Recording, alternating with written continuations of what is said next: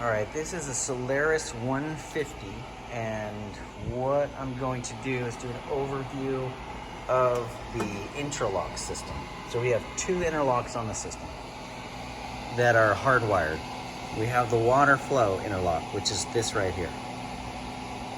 And then we have the door interlock, which is right there where the door just manually closes, just like that.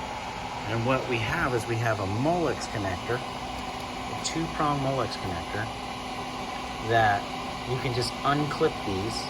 And you technically, if they were hooked up backwards, you could just swap this one and swap this one right here. Right there. So you just swap these connectors out. One right here that connects into this, and then one down there that connects right there. So how this works is if you come over here to the power side, once the power's on, you have 110 volts coming into the 15 volt plus and minus and the 5 volt. So the outputs right here is the outputs of this DC power supply. They come in, they feed this block.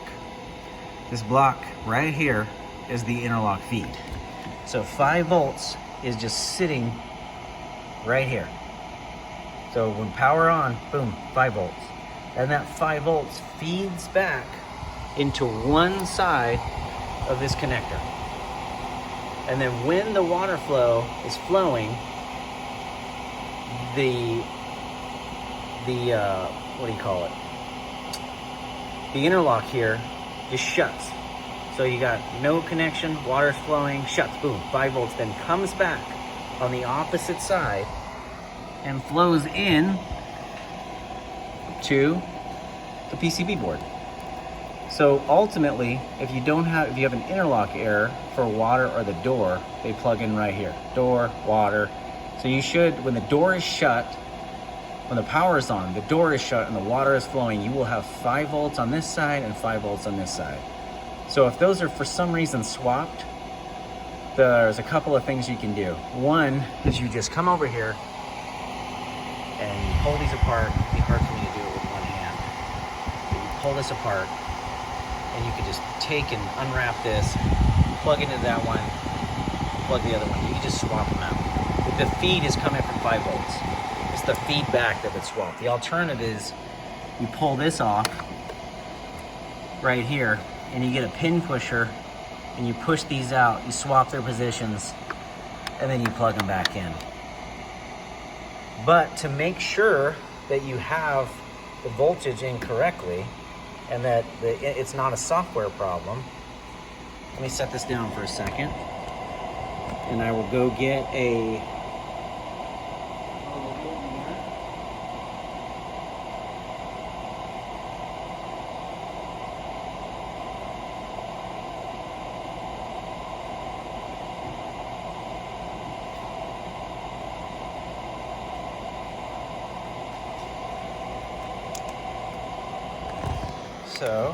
voltmeter. All right, so we do ground. I'm just gonna stick the ground in here just to do ground. We have ground, okay. So right now, the door is shut and we have 5 volts right there. So we have 5 volts. I'm gonna open the door, goes to 0. Close it, 5 volts. Now, as far as water goes, on the other one, I should have 0 volts right now. Let's see if I can't get the pin in there. And we do. We got 0 volts. Now, I'm going to set this down. I'm going to turn on the water.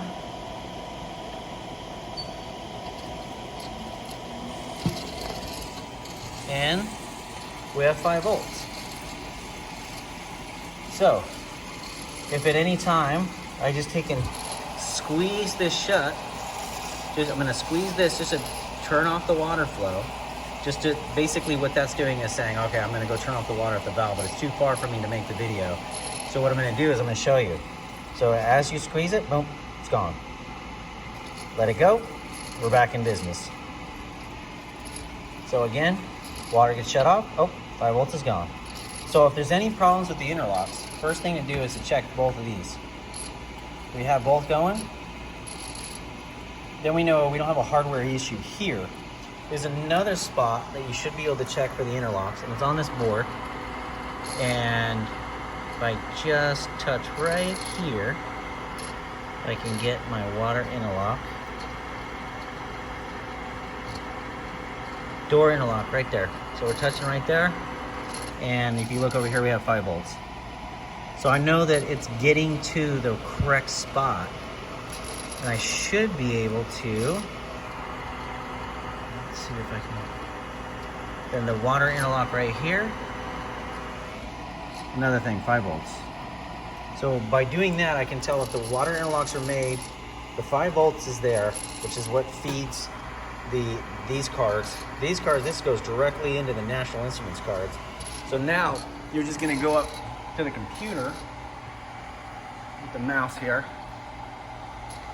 and we are gonna go into the measurement and automation. Right into the 6024E cards. Go to test panel. Channels 6 and 7 are the interlocks. If I can zoom in here. Channel 6. So let's see if we can do this right. Okay, so channel 6 is going to be the door. If I open the door, boom. That's what it normally looks like. Shut the door, open the door. So that's what a normal operating system that's working correctly works like. Then we go over to channel 7, which is going to be the water. Change it to 7. Got 5 volts because the water's on. I'm going to pinch the tube to just simulate the water being shut off. And we go down to 0, let it go. Now we have water flow and its connection. So it's a pretty simple system. But there's a couple things you have to be in. You have to be, let's close this out. You cannot be in differential mode. If you're in differential mode, we go into the system, we go here, it's gotta be non-reference single-ended. So that has to be, that's one thing. If it's in differential mode, it will never bottom out to 0 or even close to 0. So then if we go run the system, and we go, let's get the software here going.